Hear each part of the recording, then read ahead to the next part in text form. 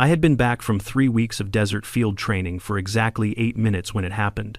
My truck was still coated in sand, my uniform still smelled like smoke and sweat, and yet there I sat, blocked in the middle of my parents' quiet HOA neighborhood by a black Dodge Charger with a cheap red-blue flasher stuck to the dash. Then the guy stepped out, mirrored sunglasses, plastic badge, tactical vest from a Halloween clearance rack, and right behind him, Brenda Lockwood, the most power-drunk ex-HOA president in Copper Ridge Estates, grinning like she'd finally caught her most wanted criminal. Step out of the vehicle, the fake cop barked, hand on his toy badge. For dust on my tires, for a trailer full of camping gear, for daring to exist on a street she no longer even controlled. But Brenda had made one fatal mistake. If she'd glanced in her rearview mirror just once, she would have seen what was coming up the hill behind me. A full military convoy of soldiers who knew exactly who I was, and they were about to surround her entire operation. Before we dive in, tell me where you're watching from and what time it is there. And if you've ever dealt with an out-of-control HOA, hit subscribe so you don't miss how this ends. You'd think after 3 weeks in the desert, sleeping 4 hours a night, eating protein bars shaped like punishment, and running drills until my legs forgot what mercy felt like, I'd get at least one peaceful drive home. 1 hour, one neighborhood, one street where nobody was trying to yell orders at me, Copper Ridge Estates. The place my parents had called home for nearly 20 years had always been a little particular. Nice lawns, trimmed hedges, matching mailboxes, the whole curated, polished, HOA-approved aesthetic. But I grew up here. I knew where the neighborhood ended and sanity began. I also knew exactly who had poisoned that line for the past 5 years. Brenda Lockwood. Brenda wasn't just a Karen, she was evolution's final form of one. She didn't walk, she marched. She didn't speak, she announced. And she didn't enforce rules. She created them out of thin air, taped them to people's doors, and dared anyone to question her printer's authority. And yet, earlier this year, something miraculous happened. She was voted out. Not by a slim margin, not quietly. The neighborhood practically threw a parade. I was overseas when the vote happened, but my dad emailed me the update with the subject line, "The dragon has fallen." So, imagine my surprise today, rolling into the neighborhood sunburned and exhausted, seeing new flyers taped to every lamppost. Neighborhood Patrol Authority active. Enforcement checks in progress. Report suspicious vehicles immediately. The font was bold, the grammar was questionable, and the signature at the bottom, Director Lockwood, was unmistakable. She wasn't just refusing to accept her defeat, she had escalated. I remember shaking my head and muttering, "Not today, please, not today." But the universe must have heard me and thought, challenge accepted, because that's when the Dodge Charger screeched in front of me, sideways across the road like he was boxing in a cartel smuggler. I wasn't even fully in the neighborhood yet. I was still driving down the hill, waving mentally at the houses I recognized, looking forward to Mom's casserole and Dad's stories about his tomato garden being under siege by rabbits, a peaceful homecoming, and instead I got this circus. The Charger landed with a jerk, tires squealing, and out stepped the man who would become internet famous in under 48 hours, Dale Mercer. Picture a mall cop, now remove his training, then swap out his confidence for something he copied from a TV show. That was Dale. His sunglasses were so reflective, I could see my own annoyed expression in them. His vest didn't fit, his badge, NHP, Neighborhood Patrol Authority, looked like something ordered from an online costume shop at 2 a.m., and right behind him, descending like a queen to witness her own coronation, came Brenda Lockwood. She had the same tight ponytail, the same pastel cardigan, the same "I hold dominion over all I see" posture. I swear she had a notebook in her hand before she even reached my window. She lived for this. She breathed this. Chaos and control her twin oxygen tanks. I took a slow sip of my warm lemon water and lowered the window halfway. I wasn't in the mood for theatrics, and I certainly wasn't about to entertain a fake traffic stop staged by a woman who once tried to fine my dad for having non-compliant garden gnomes. Dale cleared his throat like he expected me to salute. "Sir, you're being stopped for a community safety inspection," he said. "Is that so?" I replied flatly. "I'll need to see your license, registration, and military ID." I blinked once, and what jurisdiction is asking for that? "This neighborhood," Dale said, puffing his chest. "We're the designated enforcement officers. You're HOA police." I said. Neighborhood Patrol Authority, he corrected. Like that made it less ridiculous. Behind him, Brenda smirked. She'd found someone gullible enough to wear a vest for her. Lord help us all. Then she stepped forward and pointed at my tires. There, she said, dirt residue. That's a violation of our roadway appearance standards. Brenda, I replied, that is how dirt works. She didn't even blink. Your trailer is unvetted, she continued. Your vehicle is unwashed. You're entering the community in an unacceptable condition. I opened both hands. I've been in the desert for 3 weeks, and that, she said sternly, is not this neighborhood's problem. I swear to you. I felt my soul attempting to leave my body. Dale took a step closer, hand near a radio clipped to his vest that wasn't even turned on. Sir, step out of the vehicle. No, I said simply. His eyebrows shot up. Brenda's lips parted in triumph, as if she thought she had just won something. Dale, she said sharply. He's being non-compliant. Detain him. Detain him. She said that unironically, in the middle of a suburban street. With a man whose badge had more reflective plastic than authority, I leaned back, tilted my head slightly, and looked into my rearview mirror. And that's when I saw them. The convoy. My convoy. 4 trucks, 3 transports, and 1 Humvee rolling down the hill in a perfect staggered formation, dust trailing behind them like a slow-moving storm. Soldiers perched on the flatbed, shoulders relaxed, scanning the neighborhood like they couldn't quite believe what they were driving into. Captain Morales was in the lead vehicle, and every single person in that convoy knew me. I turned back to Dale, who was mid-lecture about officer discretion, and said, "You might want to turn around." "Sir," he snapped, "I am giving lawful inster."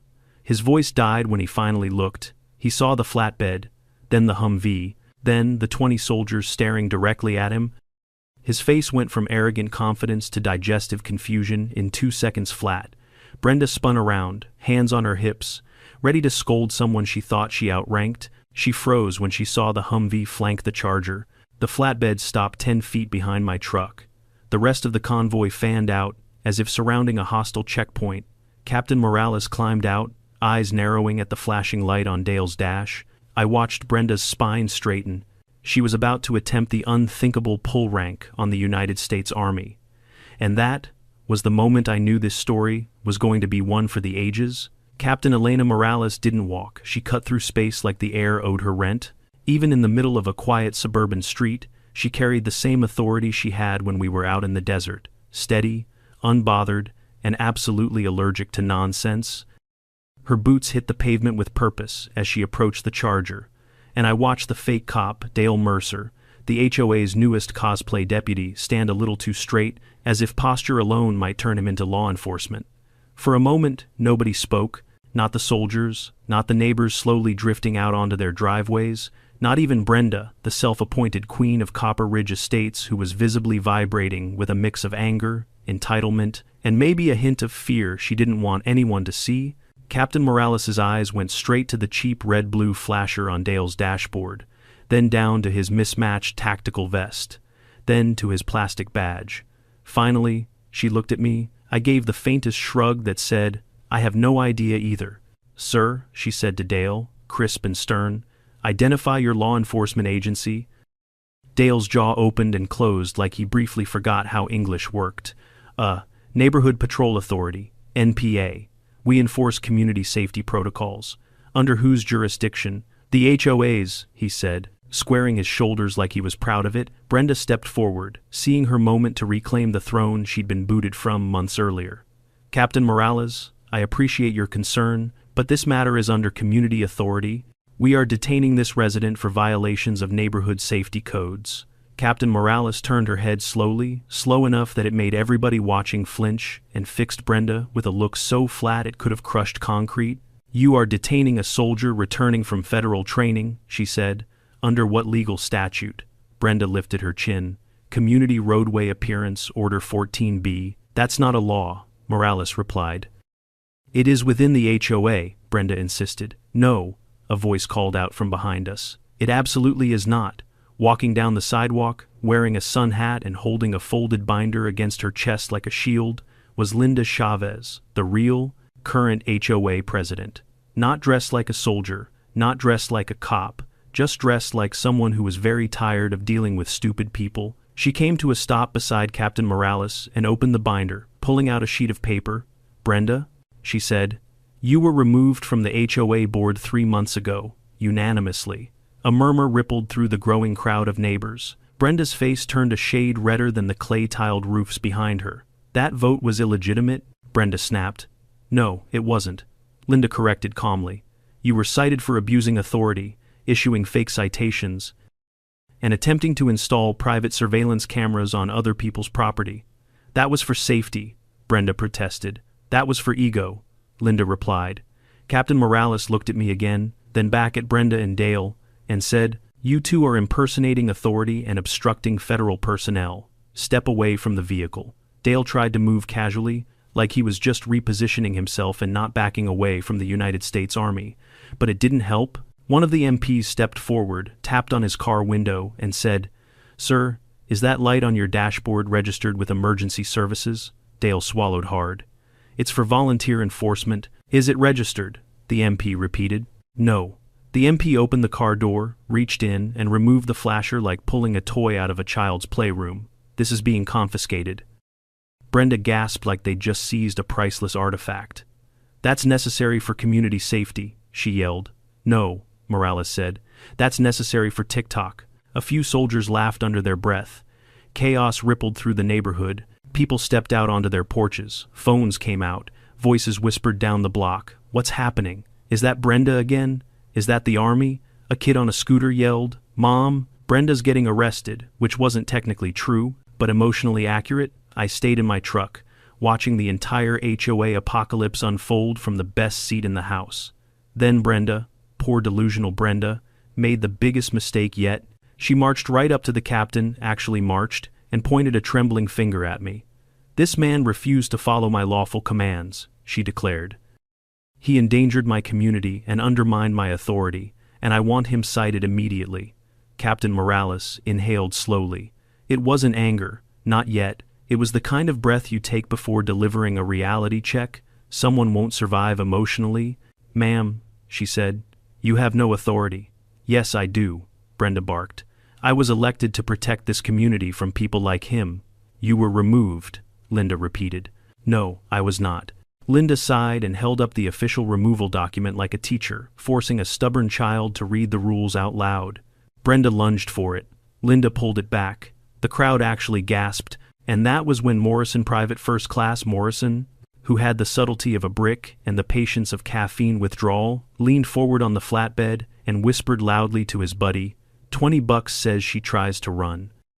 A few soldiers snorted, and right on cue, Brenda turned, eyes wild, scanning the street for what? An escape route, a sympathetic neighbor, a magical portal out of humiliation. Dale, meanwhile, stood completely still, looking like a kid who knew he was grounded before he even got home. I finally stepped out of my truck, stretching muscles that felt like warm rubber bands. I wasn't planning to get involved, not beyond cooperating with Captain Morales, but Brenda zeroed in on me like I was the final boss in a video game. "You," she snapped. "This is your fault." I blinked. "How is any of this my fault? You brought military vehicles into a private neighborhood. They followed me back from base," I said. "I didn't summon them like Pokemon. You should have notified the HOA." "I tried," I said, "but the HOA president was busy being replaced." More quiet laughter from the soldiers. Brenda's face twisted into something between outrage and constipation. "You mock the authority of this community," she hissed. "He mocks imaginary authority," Morales corrected.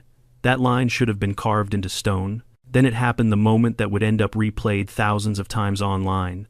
As I moved toward the truck bed to hand Morales my dashcam stick, Brenda stepped directly in front of me, arms spread wide, chest puffed out like she was directing aircraft. "You are not going anywhere," she said.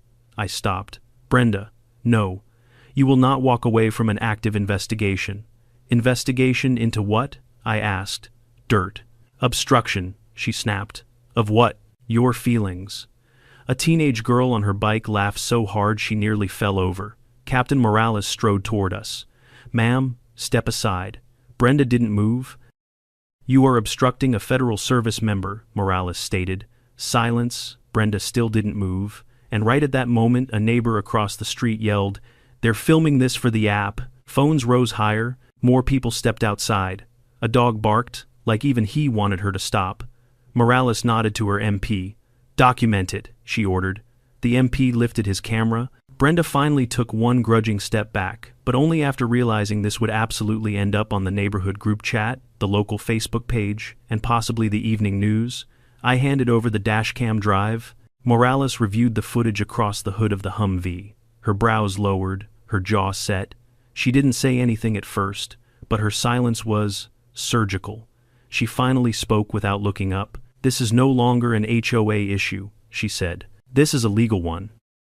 And Brenda's kingdom, built entirely on printer paper, threats, and delusion, collapsed faster than a folding chair under a sumo wrestler. Once Captain Morales finished reviewing the first few clips on my dashcam, her expression settled into something I recognized from training. The look of someone calculating consequences. Heavy ones. The kind that don't just fall, they land hard. Brenda must have sensed it too, because she suddenly stopped shouting and started fidgeting with the sleeve of her cardigan like she wanted to crawl inside it and disappear. Dale stood behind her, rigid, sweating, and looking like a man who desperately wished he had chosen literally any other hobby besides pretend cop. Morales finally looked up. "I need statements from both of you," she said to Brenda and Dale. "Right now?" Dale opened his mouth, then closed it again. Brenda scoffed, folding her arms defiantly. "I don't answer to you," she said. "This is a private community matter. I answer only to the HOA. Linda stepped forward, eyebrows raised. "Brenda, you don't answer to the HOA either." "That vote was illegitimate," Brenda shot back, voice trembling. Linda sighed as though she'd practiced for this moment. 10 separate houses filed complaints. The board reviewed all of them. "You were removed. Officially, that's not true." Linda turned to the gathering crowd. "You all received the notice, right?" A ripple of voices confirmed it. Even a few nods came from porches farther down the street. Brenda's eye twitched. She looked like a balloon, slowly losing air. Captain Morales redirected her attention to Dale, who instantly straightened to his full height, unfortunately. That height wasn't very impressive. "Sir," Morales said. "What agency certified you as Neighborhood Patrol Authority?" Dale swallowed. The HOA?" Linda shook her head. "No. The HOA has no enforcement division. She appointed me," he said quickly, pointing at Brenda as if tossing her under a bus might save him. Brenda gasped. "You volunteered. You told me we were part of a sanctioned program," he yelled, voice cracking. "You said the sheriff approved it." All eyes snapped back to Brenda. Her smile twitched in and out of existence like a glitch in the Matrix. Morales nodded once to her military police officer. He stepped forward, turning to the crowd. "Just so the public is aware," he announced, "impersonating an officer or emergency responder is a criminal offense." A gasp rippled outward. Phones lifted higher. A teenager whispered, "This is the best day of my life." Brenda clenched her fists. "This is harassment." "No," Morales corrected. "This is accountability." I don't know if Brenda realized the moment she lost the last sliver of control she thought she had. Maybe it was when the MP confiscated the fake flasher from Dale's dashboard. Maybe it was when the neighbors started recording her like she was the main character of a reality show gone wrong. Or maybe it was when her last defender, Dale, publicly threw her under a convoy, but she definitely realized it when Morales gestured toward my truck. "Sergeant Walker," she said, "may I have the rest of your footage?" I removed the second memory card from the dashcam, handed it over, no dramatics, just quiet confirmation that the truth was fully documented. Brenda made a noise somewhere between a groan and a screech. "You can't use that. That's invasion of privacy. You obstructed a soldier on a public roadway?" Morales replied.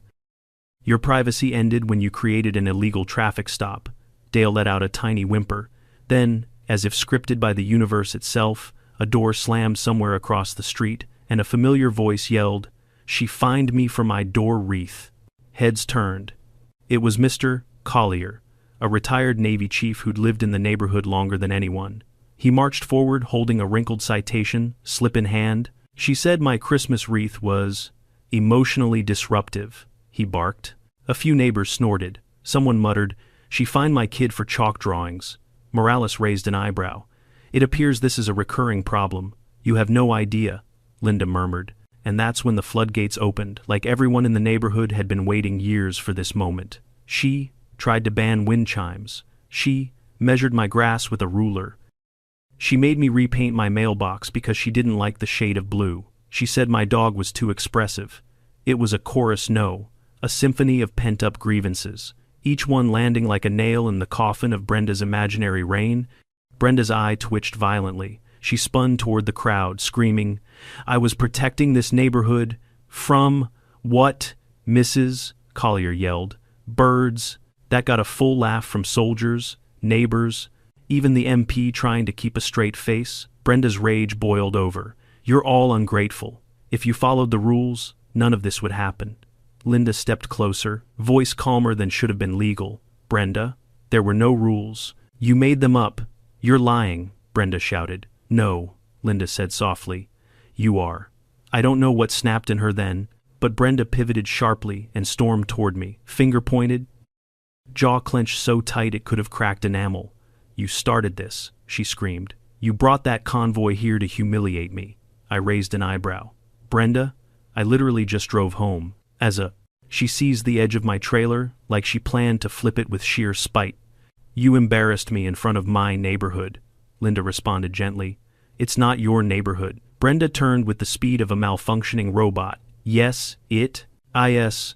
Captain Morales stepped between us before the situation escalated into whatever category comes after absurd. "Ma'am," she said firmly, "you need to step back." Brenda didn't. "Ma'am," Morales repeated. "You are obstructing an active investigation," Brenda shrieked. "I am the investigation." That line will go down in HOA meme history. Suddenly, everyone started talking at once, phones recording from every angle, and right in the middle of the chaos, Morales turned just enough for me to see her face. She looked done, not angry, not confused, not stern, just done.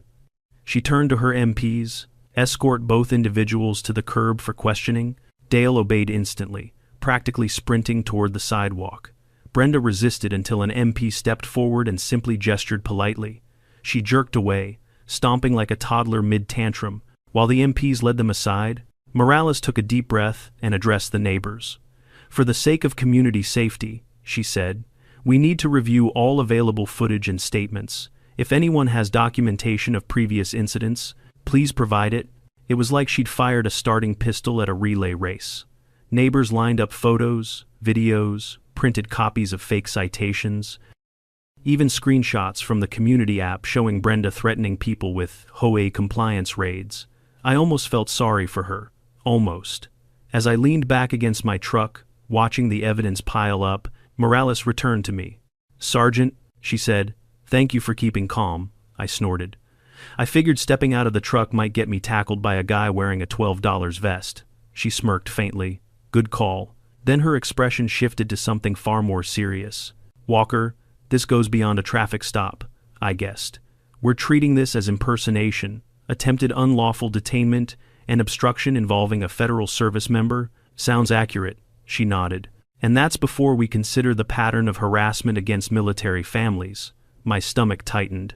"There's more than today's." Morales pulled out her tablet. "We received multiple reports earlier. Apparently word spread quickly once the convoy stopped." As she scrolled, I scanned the summaries. False accusations of abandoned vehicles, threats to report military families to base housing, demanding access to barracks paperwork, completely illegal, attempting to enforce curfew hours, telling a military spouse she would review her eligibility to reside in Copper Ridge. Yeah, that did it. I no longer even pitied her. I just wanted her gone. Morales must have seen the shift in my expression. "We're going to make sure this doesn't happen again," she said quietly. For the first time all day, I felt the adrenaline begin to fade, and that's when Brenda, sitting on the curb with an MP beside her, suddenly screamed, "This is a setup, you're all against me." Morales didn't even turn. She simply handed me back my dashcam card.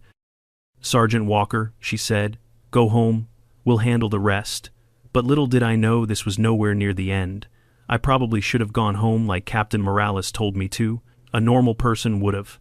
But after 3 weeks in the desert, running drills under blistering sun, sharing tents with guys who snored like malfunctioning engines, and eating meals that legally qualified as punishment, I was wired on leftover adrenaline and stubborn curiosity. Besides, this was my parents' neighborhood. my neighborhood.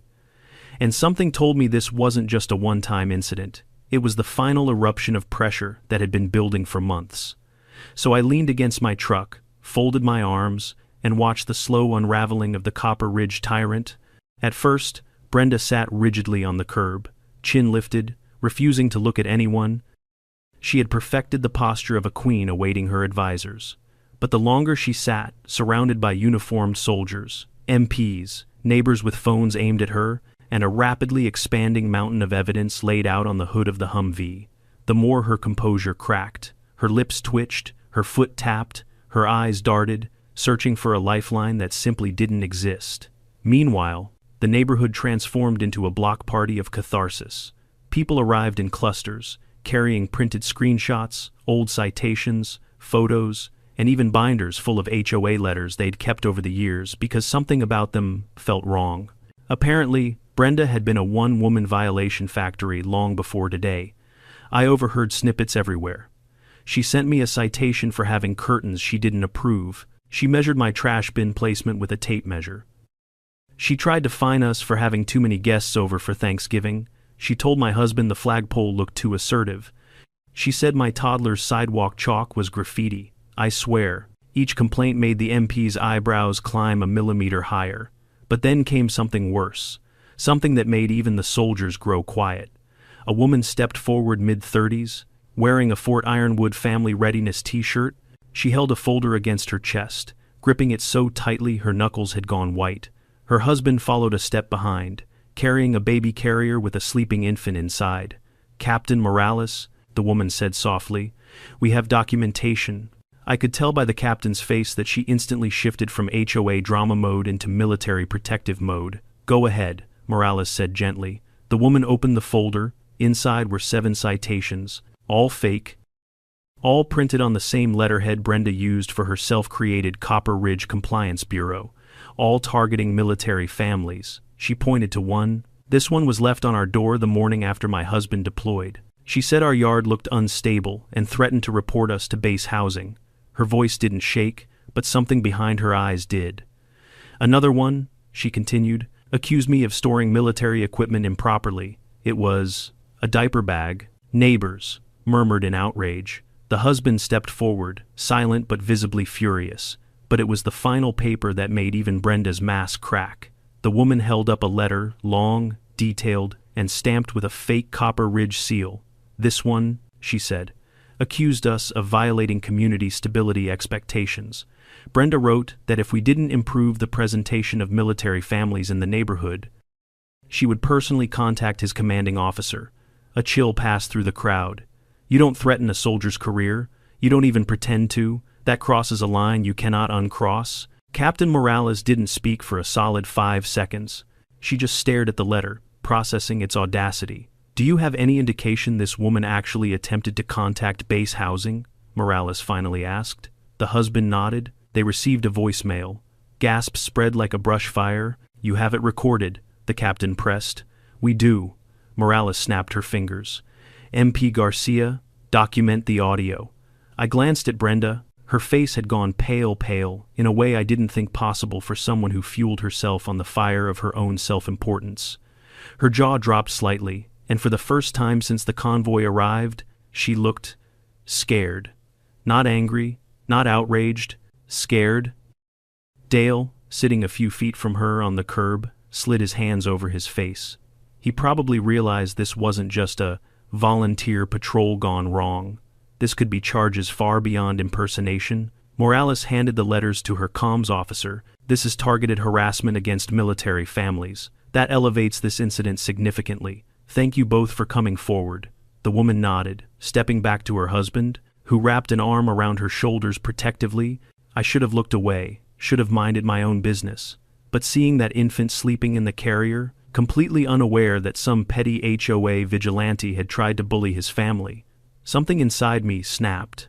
That could have been my family, my parents, my fiancé, my future kids. Brenda didn't just cross a line, she set it on fire, danced across it, and then threatened to fine whoever tried to put it out. Suddenly, Morales signaled for the crowd to quiet. She turned to me. "Sergeant Walker," she said, "I need your statement as well."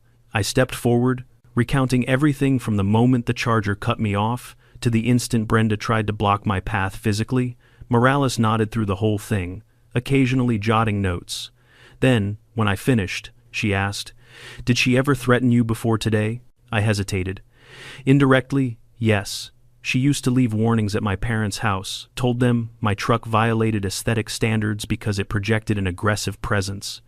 Morales blinked. "It's a truck." "Exactly.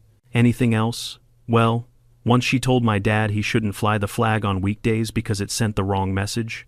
The captain closed her notebook very slowly. "Noted."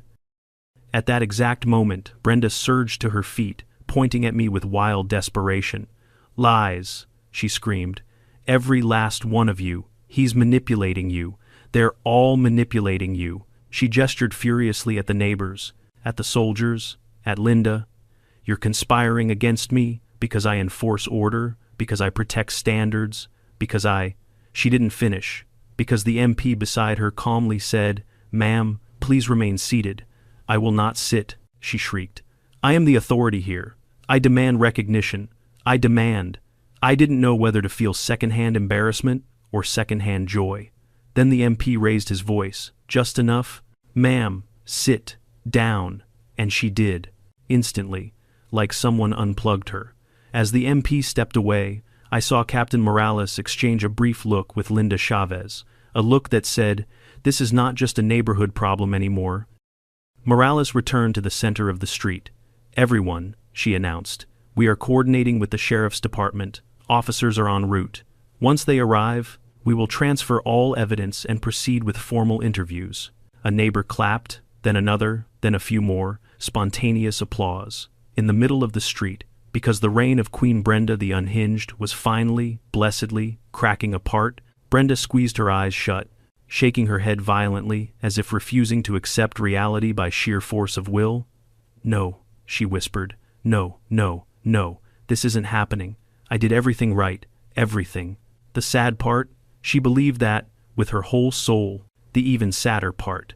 Nobody believed her anymore. Not even Dale, who now sat hunched over, elbows on knees, face buried in his hands like a man realizing he'd signed up for a fantasy football league that turned out to be a cult. And yet, the neighborhood wasn't done. An older man stepped forward well into his 70s, wearing a Korean War veteran cap. He held a letter trembling in his hand. "She threatened to have me expelled from the HOA if I didn't remove my flag," he said, voice unsteady. "My wife cried for 2 days." Brenda's eyes shot open. "That was months ago," she yelled. "Let it go." "No," Morales said quietly. "You let it go." Brenda looked up at her blankly. "What? You let go of your authority, months ago, and you couldn't handle it?" Brenda blinked rapidly. Her lower lip trembled, and for the first time all day, she looked truly defeated. Not outraged, not righteous, defeated. But this story wasn't ending here. Because as the sheriff cruisers finally rolled into Copper Ridge Estates, lights flashing, neighbors cheering like they were watching a parade, I realized something. Brenda's downfall wasn't just going to be a neighborhood event. It was going to be a spectacle, a public reckoning, and the beginning of something much, much bigger than a fake HOA cop with a vest from Amazon. The sheriff cruisers rolled in, slow, steady, and beautifully official. Nothing like Dale's dollar store Dodge Charger with its flashing Amazon beacon. The second the real law enforcement arrived, the entire atmosphere shifted. What had been chaotic, almost comedic, suddenly became serious, heavy, consequential. Brenda stiffened on the curb as the first deputy stepped out of his vehicle. He was tall, calm, and carried the kind of presence you can't fake authority, that doesn't need to shout. His badge gleamed under the afternoon sun. I saw Brenda look at it the way a vampire looks at a cross. The deputy approached Captain Morales first. "Captain," he said respectfully, "we got your call. Multiple reports from residents too? Sounds like we've got a situation." "That's an understatement," Morales replied, handing over a folder. "Impersonation of law enforcement, unlawful detainment, obstruction involving a federal service member, and multiple accounts of targeted harassment." The deputy nodded slowly as he flipped through the papers like he was reading the most absurd novel ever written. "Who's the primary?" he asked. Morales gestured toward Brenda. The deputy paused, eyebrows rising. "Her, A soldier in the convoy muttered, "Oh yeah, buckle up, sir." Then Morales pointed to Dale, and him. Dale visibly shrank. The deputy nodded again. "All right. Let's get statements." But Brenda wasn't going down quietly. As the deputy approached, she sprang to her feet like a startled cat. "Before you say anything," she snapped, "I want to make it very clear that these people are conspiring against me. They have been undermining my authority since the moment I—" The deputy lifted a hand. "Ma'am, please calm down." No, I will not calm down. This is my community. I am responsible for maintaining standards, and this," she flung her arm toward me, "this man is the reason all of this is happening." I raised a brow.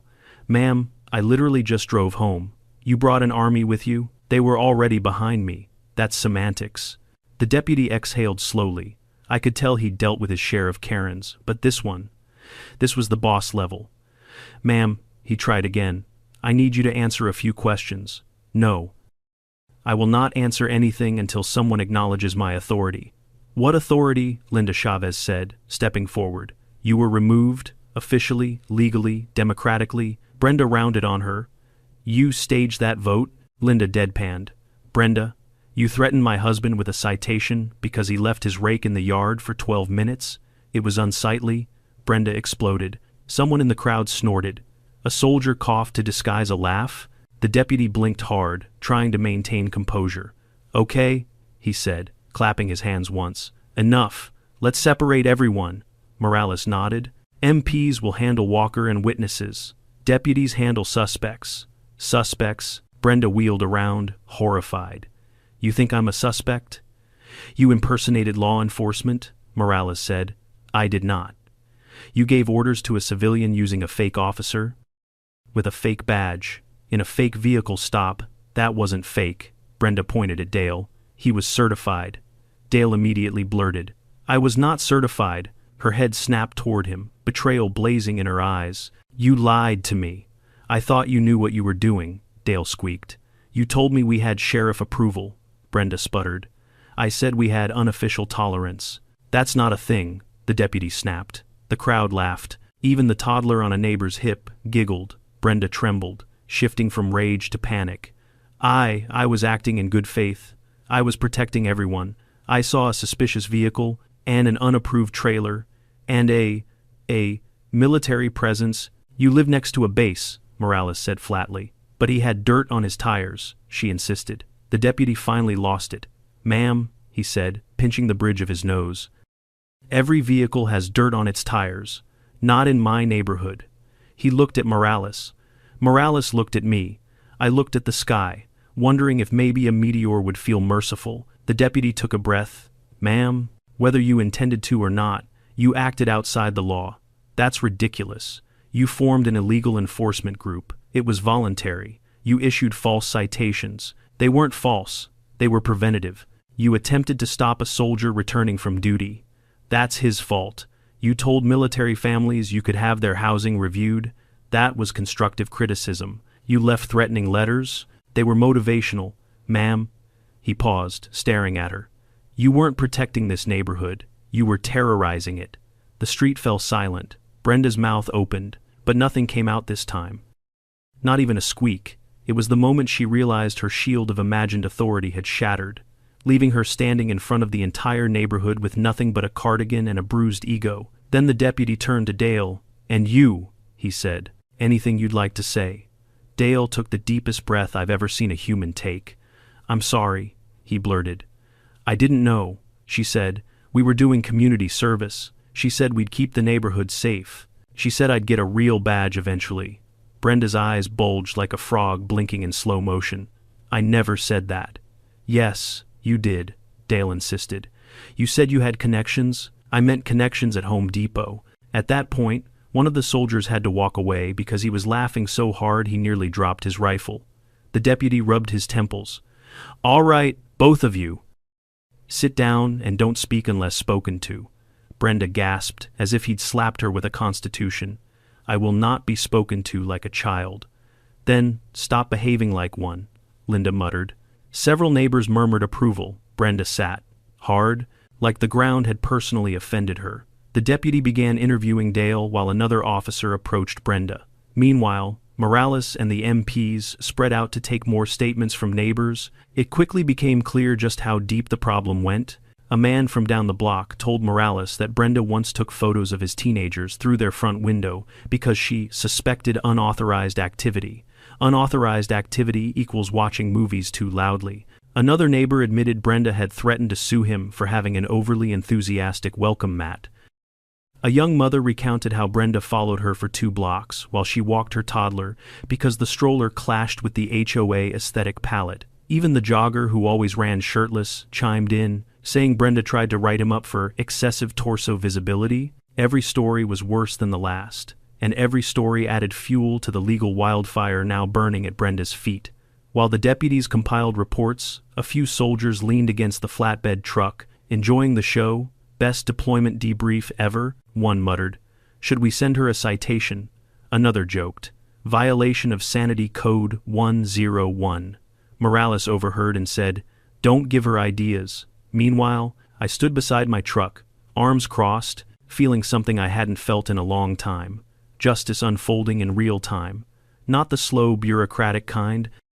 Not the kind you hear about months later in an email. Real justice, public, undeniable, finally aimed at the person who had made this neighborhood miserable for years.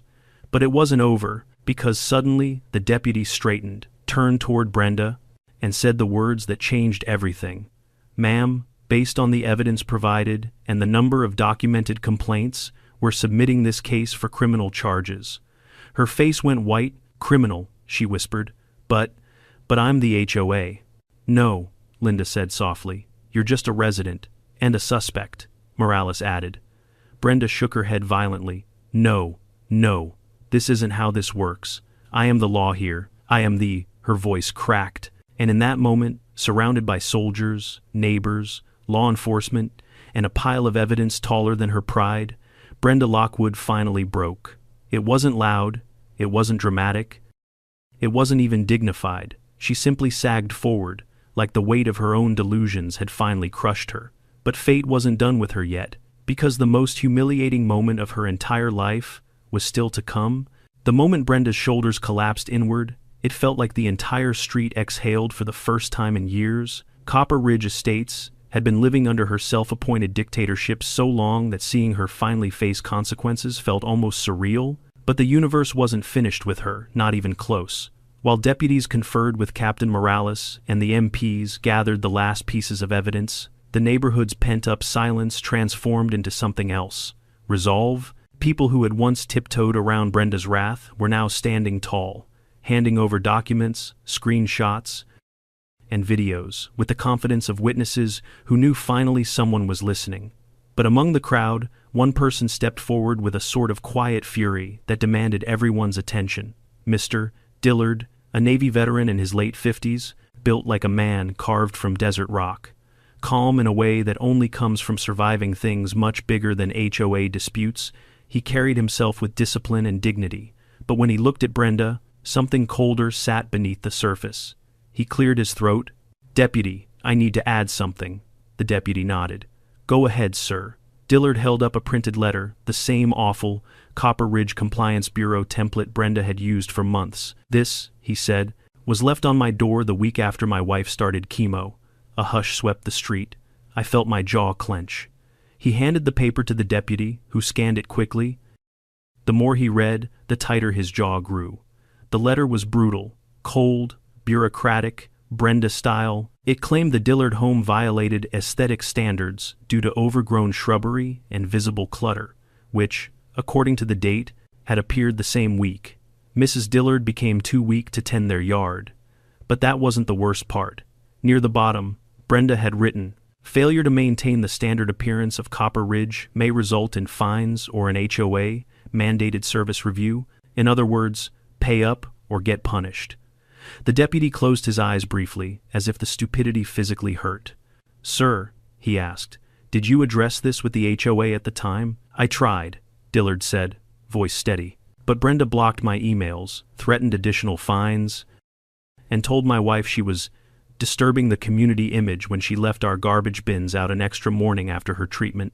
Someone behind me whispered, "That's evil," Morales muttered. "Monstrous." I felt my hands curl into fists. Brenda's head snapped up. I was enforcing standards. Dillard didn't even look at her. You abused people. I abided by the rules of this community. There were no rules, Linda shouted. You wrote them, and someone had to, Brenda shrieked. This place was falling apart. The deputy slammed the folder shut, tone no longer patient. Ma'am, that's enough. You've done more harm to this neighborhood than any other single resident. Brenda's mouth trembled. I was trying to help. You terrorized the community under the pretense of authority, the deputy said, and now it's time to face the consequences of your actions. For once, Brenda didn't argue. She simply stared at the ground, hands trembling, the crown she had crafted in her mind dissolving in real time. But her downfall wasn't just due to law enforcement, it was the neighbors, united, finally speaking out, and that unity sparked something I didn't expect, a shift toward rebuilding. As deputies separated Brenda and Dale for more questioning, neighbors grouped near Linda Chavez. She stood on the curb with her binder, overwhelmed but determined. Everyone, Linda said, projecting her voice. Once the deputies finish their work here, I'll be calling an emergency HOA meeting in 3 days.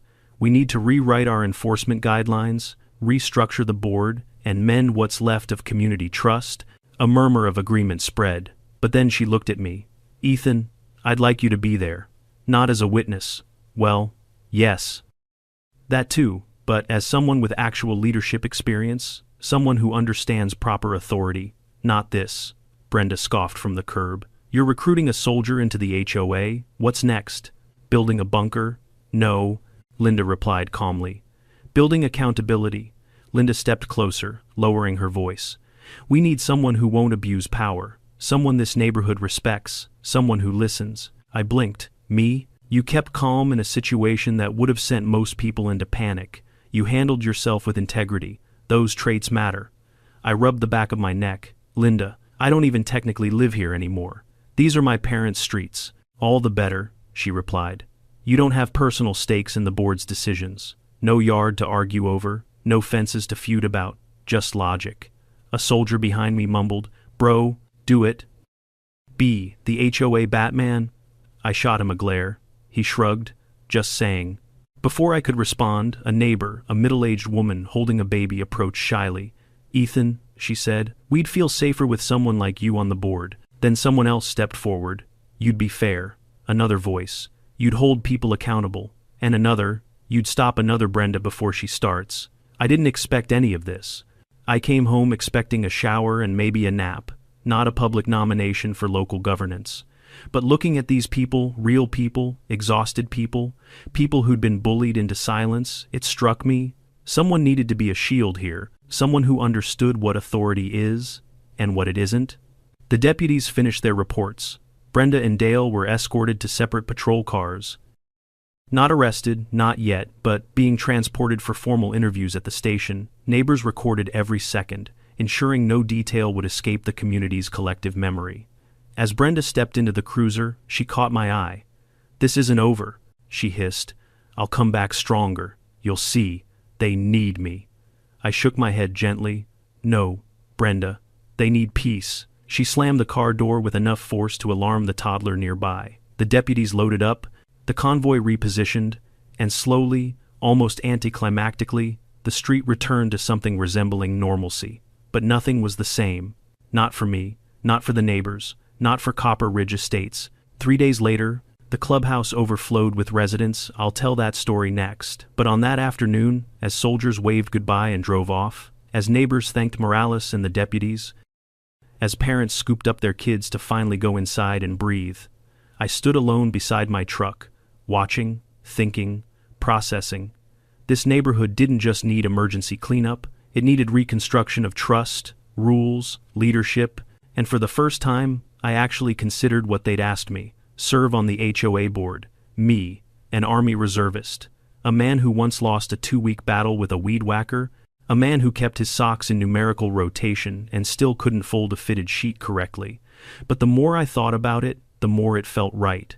Brenda had ruled through fear. Maybe it was time someone ruled through reason. As I got into my truck, my dad walked up from the house. He'd been watching from the porch. He knocked on the window. I rolled it down. You thinking what I think you're thinking? he asked. I sighed. Maybe, he smiled. Good. This place could use a walker running things. You just want someone to stop Brenda from resurrecting herself, I said. That too, he admitted. Then he added quietly, your mom would have been proud. That stuck to me like desert dust. I drove home feeling something rare. Purpose. Not the battlefield kind, the neighborhood kind. And I had no idea just how wild that journey was about to get. 3 days after the Brenda meltdown of Copper Ridge, the community clubhouse looked like it was hosting the Super Bowl of neighborhood drama. Cars lined both sides of the street. People crowded near the entrance, arms folded, clipboards out, ready to witness history. Inside, the folding chairs were pulled out of storage. All of them. Even the mismatched ones they normally hid during HOA potlucks. Every seat was taken. The walls were lined with residents who'd grown tired of living under what my dad jokingly called the regime of Queen Cardigan. I walked in with the same uneasy mix of hope and dread you get right before jumping out of a perfectly good aircraft. Linda Chavez waved me over to the front row. There he is, she said with relief. Our advisor-to-be. I held up a hand. Let's not get ahead of. Too late. Half the room applauded. Great. No pressure. A projector screen stood behind the makeshift podium.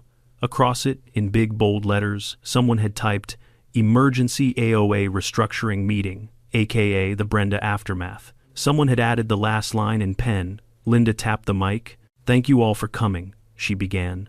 As you know, we are here to address the damage caused by the unauthorized actions of one former board member. A voice from the back shouted, Ex-dictator? Another? Neighborhood menace? Linda cleared her throat. Yes, Brenda Lockwood.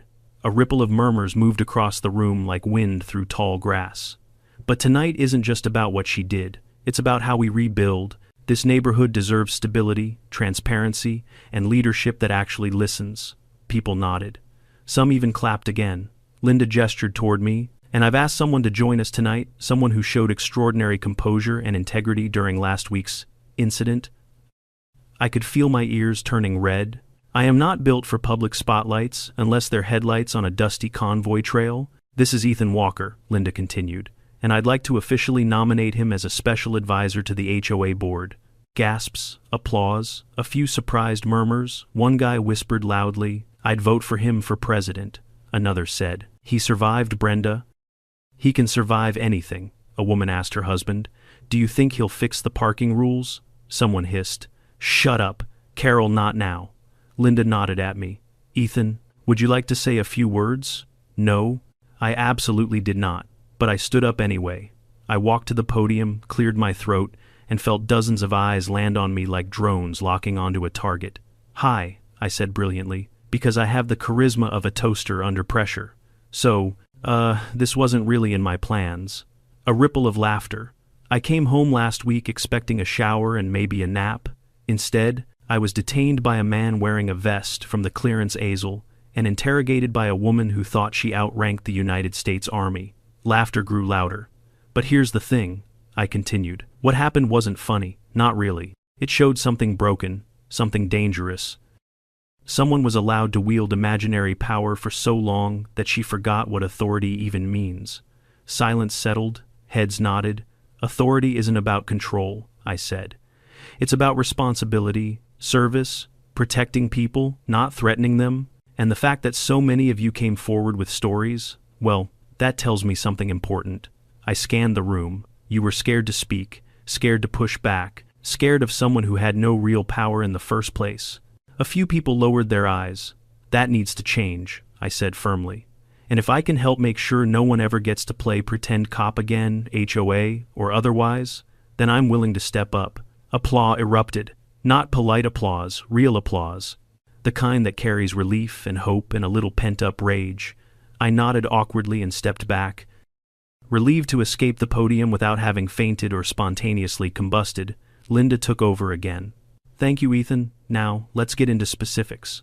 The meeting rolled on. Neighbors brought forward a staggering pile of materials, fake citations, intimidating letters, photos of Brenda spying through hedges, video of her measuring a woman's mailbox with a level, screenshots of her threatening to inspect backyards without notice. One guy had footage of her walking around at night with a flashlight and a clipboard like, she was hunting raccoons. Linda organized everything with the efficiency of an air traffic controller. By the time we finished reviewing the evidence, everyone unanimously agreed the HOA needed several immediate reforms. No resident may enforce rules physically or verbally, outside official board processes. No patrols, no badges, no lights, period. Any violation must be documented with actual evidence, not personal opinion. No citation may be issued without full board review. Military families may not be singled out or targeted under any circumstances. The HOA must maintain an official partnership with local police, not attempt to replace them. A new advisory role be created for community oversight. And then, the final agenda item, electing the new special advisor. Linda turned to the room, all in favor of appointing Ethan Walker. Hands shot up like fireworks. All of them, even the guy who always looked perpetually annoyed, even the older woman who kept muttering "bless his heart" whenever I spoke, even the jogger who'd been fined for excessive torso visibility. It was unanimous. I sat frozen, unsure if I'd just been honored or drafted. Linda smiled. "Well, Ethan, welcome to the HOA, Factionator." My dad winked at me from the second row. Great. He was proud. Now I couldn't back out even if I wanted to. But the real surprise came after the meeting ended. As people mingled, thanking me, shaking my hand, telling horror stories about Brenda's reign of terror, someone lingered near the door, wearing sunglasses, indoors. It took me a second to realize who it was. Brenda Lockwood, hair pulled back so tight it could snap, lips pursed, shoulders squared like she wanted to march into the meeting and demand they reinstate her crown. But she didn't come inside. She just stared, arms crossed, waiting. I stepped outside, closing the clubhouse door behind me. "Brenda," I said quietly, "you shouldn't be here." She didn't blink. "You think you've won?" "This isn't about winning." "Yes, it is." Her voice cracked. "And you took everything from me." "I took nothing," I replied. "You lost it when you abused it. You'll regret this," she whispered. "All of you will. You don't know what you've started." It didn't sound like a threat. It sounded like someone mourning a kingdom that had never actually existed. She turned sharply and walked away, her footsteps echoing across the pavement like punctuation marks of resentment. I watched her disappear into the evening shadows, and it hit me. This wasn't the end of her story, or mine, or the neighborhood's, but it was the beginning of something better, something healthier, something almost hopeful. And as the clubhouse door swung open behind me, and neighbors spilled into the cool night air, laughing, chatting, living without fear, I realized why I felt so grounded in that moment. It wasn't because I'd been appointed to the HOA. It was because, for the first time in a long time, the neighborhood felt like home again. If there's one thing this whole mess taught me, it's this.